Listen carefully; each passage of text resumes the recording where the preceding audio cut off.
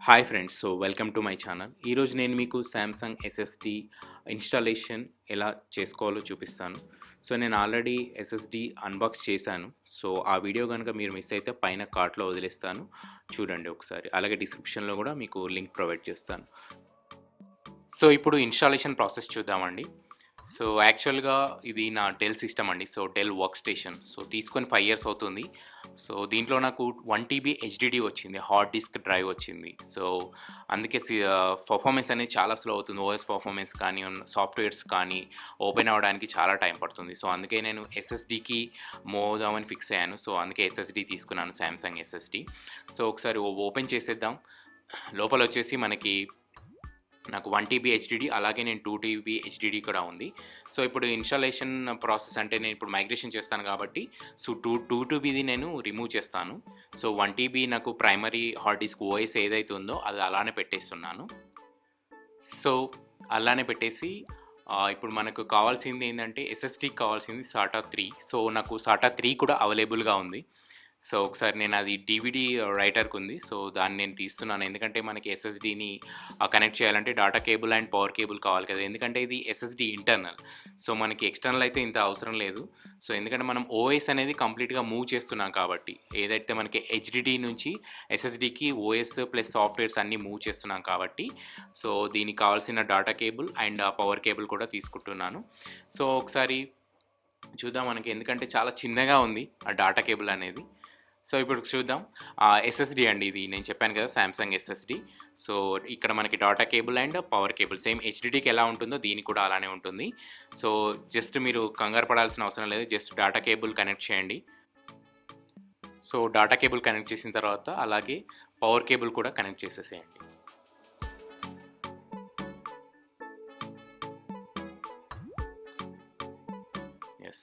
ఇప్పుడు సెటప్ అయిపోయిందండి.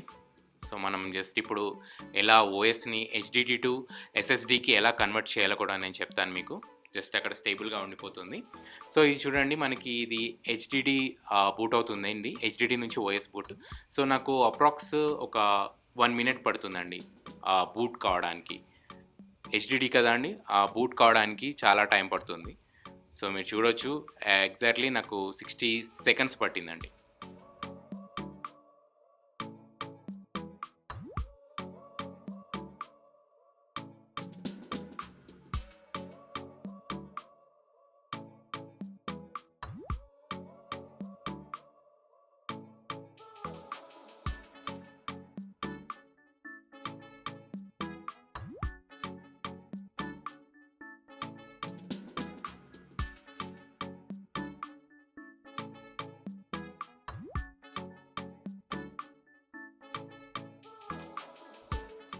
ఇన్‌స్టాలేషన్ అయిపోయింది. ఇప్పుడు హెచ్‌డీడీ నుంచి ఎస్ఎస్‌డీకి క్లోన్ ఎలా చేయాలో చూద్దాం. అంటే హెచ్‌డీడీలో ఉన్న data same as it is OS మనకి ఎస్ఎస్‌డీలో ఎలా కాపీ చేసుకోవాలో చూద్దాం. మొదటగా మనం ఫైల్ ఎక్స్‌ప్లోరర్ ఓపెన్ చేసేసి రైట్ క్లిక్ ఇచ్చేసి మై కంప్యూటర్‌ని మేనేజ్ అని కొడితే మనకి డిస్క్ మేనేజ్‌మెంట్ వస్తుంది. ఇక్కడ చూడొచ్చు మీరు. డిస్క్ మేనేజ్‌మెంట్ సెలెక్ట్ చేయగానే మనకి ఇక్కడ ఎస్ఎస్‌డీ చూపిస్తుంది. ఇంకా అన్‌లొకేటెడ్ అని చూపిస్తుంది. ఇంకా మనం క్రియేట్ చేయలేదు కదా! అలా అన్‌లొకేటెడ్ చూపిస్తుంది. మనకి 4 డ్రైవ్స్ ఉన్నాయి సి డ్రైవ్‌లో. దీంట్లో మనకి 4 డ్రైవ్స్ వస్తాయో రావో తెలీదు. బట్ ఆ ఓఎస్ అనేది మాత్రం దీనిలోకి ఎగ్జాక్ట్‌గా కాపీ అయిపోతుంది. మీ సాఫ్ట్‌వేర్స్ కూడా అన్నీ యాజ్ ఇట్ ఈస్‌గా మనకు వచ్చేస్తాయి, మళ్ళీ మనం ఇన్‌స్టాల్ చేసుకునే అవసరం లేకుండా.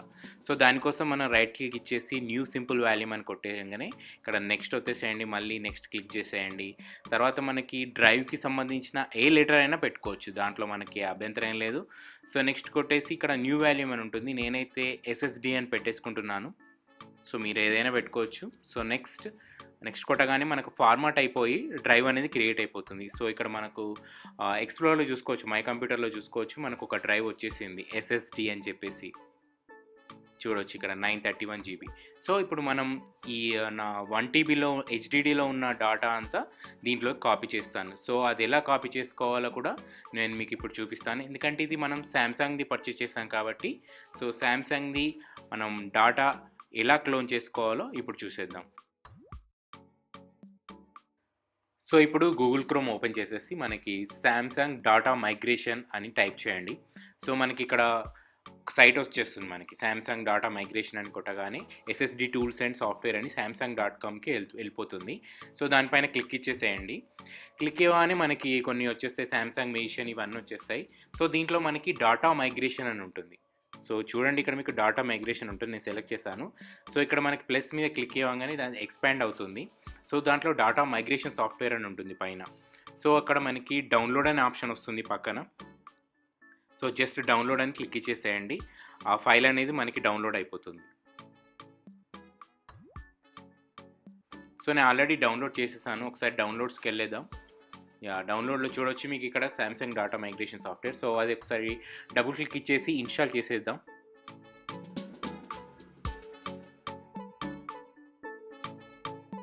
ఎస్, ఇన్స్టాలేషన్ అయిపోయిందండి. చూడొచ్చు మీరు ఇక్కడ. సో ఇప్పుడు మళ్ళీ మనకి స్టార్ట్ మెనూ ఓపెన్ చేయగానే డాటా మైగ్రేషన్ అని వస్తుంది, దాన్ని క్లిక్ ఇవ్వండి. సో ఇదండి డాటా మైగ్రేషన్.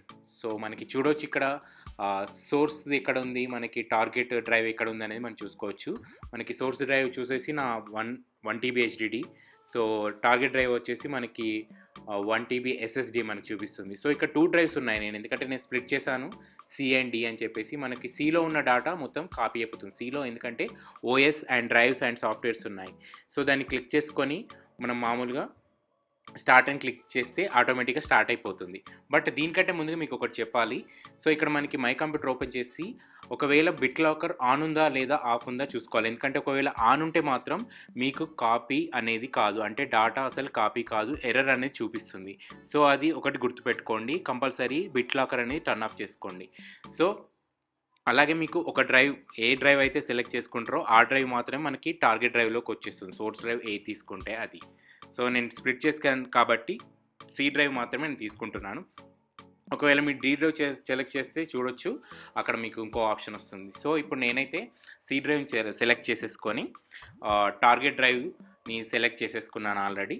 సో ఇప్పుడు మామూలుగా స్టార్ట్ కొడితే మీకు స్టార్ట్ అయిపోతుంది. సో దీనికి అప్రాక్సిమేట్ టైం వచ్చేసి మనకి 10 minutes అలా పడుతుంది అంతే, అంతకంటే ఎక్కువ పట్టేదు. సో స్టార్ట్ బటన్ పైన క్లిక్ ఇచ్చేస్తున్నాను. సో స్టార్ట్ బటన్ నొక్కగానే మనకు ఒక పాపప్ వస్తుంది, ఏంటంటే your computer will be shut down after data migration in 20 seconds. అంటే ఈ ప్రాసెస్ అంతా కంప్లీట్ అయిపోయిన తర్వాత మనకి 20 secondsలో షట్ డౌన్ అవుతుందని చూపిస్తుంది. అలాగే ఏదైనా టార్గెట్ డ్రైవ్ ఏదైనా ఉంటే డాటా అయినా ఉంటే అది మొత్తం డిలీట్ అయిపోతుందని కూడా చూపిస్తుంది. ప్లీజ్ ఏదైనా ఉంటే, ఏదైనా సోర్స్ ఫైల్లో ఏదైనా ఫైల్స్ ఓపెన్ అయి ఉంటే మాత్రం అది కాపీ కాదు. సో అన్నీ క్లోజ్ చేసేసుకోండి, ప్రోగ్రామ్స్ అయి ఉన్నా కానీ. అందుకోసమే అది మనకి పాపప్ అనేది వచ్చేస్తుంది. సో ఇది అయిన తర్వాత డూ యూ వాంట్ కంటిన్యూ అని అడుగుతుంది. సో మామూలుగా చూసుకోవచ్చు. సో కంటిన్యూ అని కొట్టేస్తే మనకి స్టార్ట్ అయిపోయింది. సో చూడొచ్చు మనకి ప్రాసెస్ అనేది స్టార్ట్ అయిపోయింది. మనకు మామూలుగా ఒక 40 seconds అలా పడుతుంది నాకు తెలిసి. చూడొచ్చు మనకి 40 seconds ఇంకా స్టార్ట్ అవ్వలేదు, అప్రాక్స్ 40 secondsకి స్టార్ట్ అవుతుంది ఐ థింక్ సో. చూడొచ్చు 42 secondsకి మనకి స్టార్ట్ అయింది, కాపీ అనేది స్టార్ట్ అయిపోయింది. సో మనకి ఇక్కడ ఎస్టిమేషన్ టైం కూడా చాలానే చూపిస్తుంది, బట్ అంత తీసుకోదు. ఎస్టిమేషన్ టైం వచ్చేసి మనకి తక్కువగానే టైం తీసుకుంటుంది.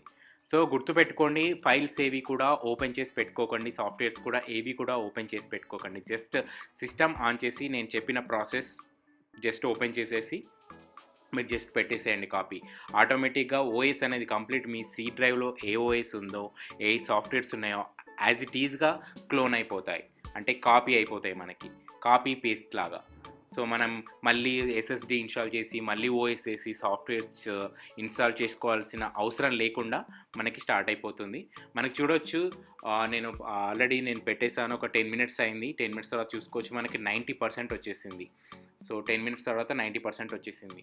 సో 90 నుంచి 100 పోవడానికి పెద్ద టైం ఏం పట్టదు, తొందరగానే అయిపోతుంది. సో బట్ ఒకటి మీరు గుర్తుపెట్టుకోండి, ఏవి కూడా ఫైల్స్ కూడా ఓపెన్ చేసి పెట్టుకోకండి.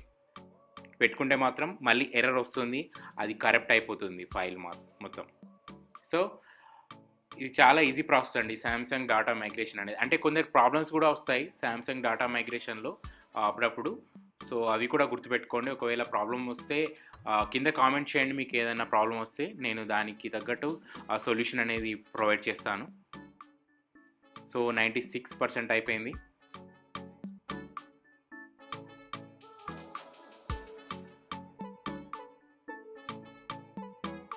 98%. సో 99%, యా 100%కి వచ్చేసిందండి, చూడొచ్చు.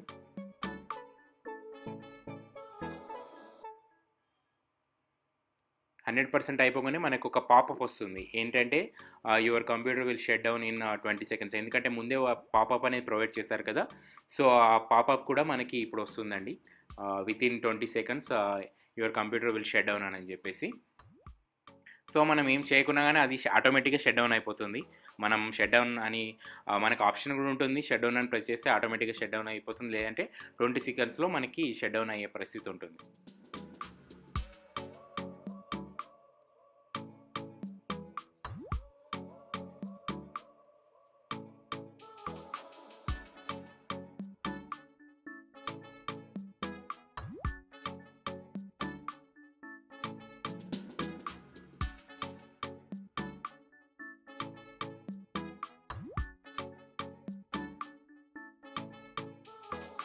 సో చూడొచ్చు, మనకు పాపప్ వచ్చేసింది. సో షట్ డౌన్ అయిపోతుంది. షట్ డౌన్ అయిన తర్వాత మీకు చూపిస్తాను నేను.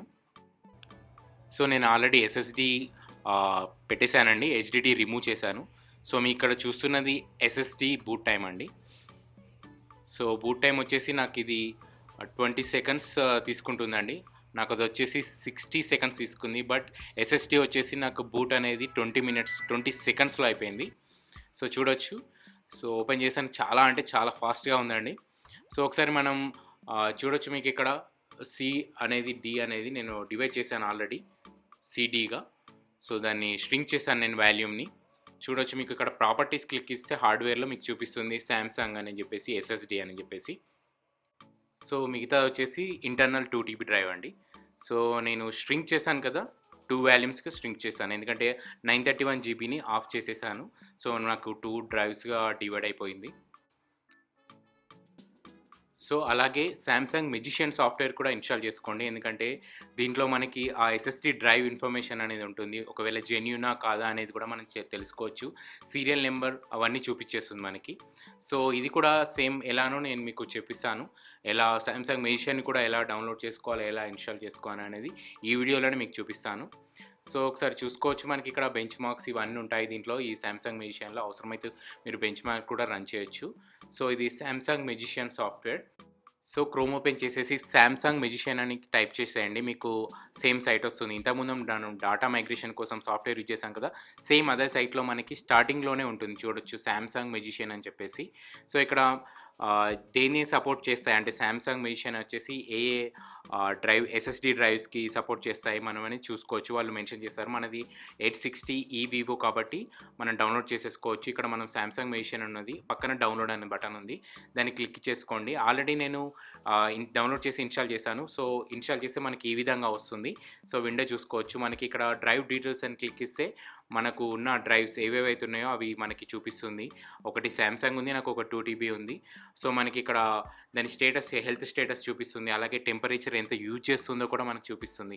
అలాగే సీరియల్ నెంబర్ ఒకవేళ జెన్యూనా కాదా అనేది కూడా చూపిస్తుంది. మనం ఒకవేళ ఫర్మ్వేర్ అప్డేట్ ఉందా లేదా అనేది కూడా చూపిస్తుంది. అవన్నీ మనకి దీంట్లో మొత్తం ప్రొవైడ్ చేసేస్తుంది. మనం ఏం యూజ్ చేస్తున్నాం ఏదనేది పర్ఫెక్ట్ డీటెయిల్స్తో మనకు ఉంటుంది. సో మీ ఇక్కడ చూసుకోవచ్చు ఫర్మ్వేర్ అప్డేట్ ఓకేనా, లేటెస్ట్ ఉందా అని. ఇక్కడ మనకి అప్డేట్ బటన్ ఉంటుంది. సో దాన్ని క్లిక్ ఇచ్చేస్తే మనకు చూపిస్తుంది సాఫ్ట్వేర్ గురించి అండ్ ఫర్మ్వేర్ అప్డేట్ గురించి. సాఫ్ట్వేర్ ఏ వర్షన్ ఉందని మీకు చూపిస్తుంది.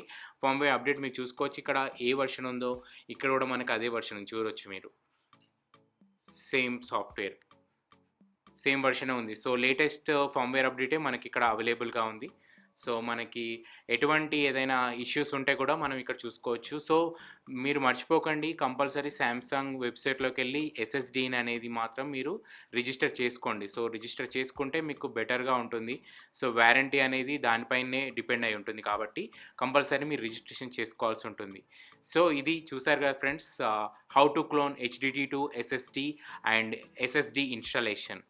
సో ఈ వీడియో కనుక మీకు నచ్చిందని అనుకుంటున్నాను. సో మరిన్ని ఇలాంటి వీడియోస్ కోసం నా ఛానల్ని సబ్స్క్రైబ్ చేసుకోవడం మర్చిపోకండి. అలాగే ఈ వీడియో కనుక మీకు నచ్చినట్లయితే లైక్ అండ్ షేర్ చేయండి, నా ఛానల్ని సబ్స్క్రైబ్ చేసుకోండి. ఇలాంటి మరిన్ని వీడియోస్ కోసం పక్కనే ఉన్న బెల్ గంటను కూడా కొట్టేసేయండి. Thank you.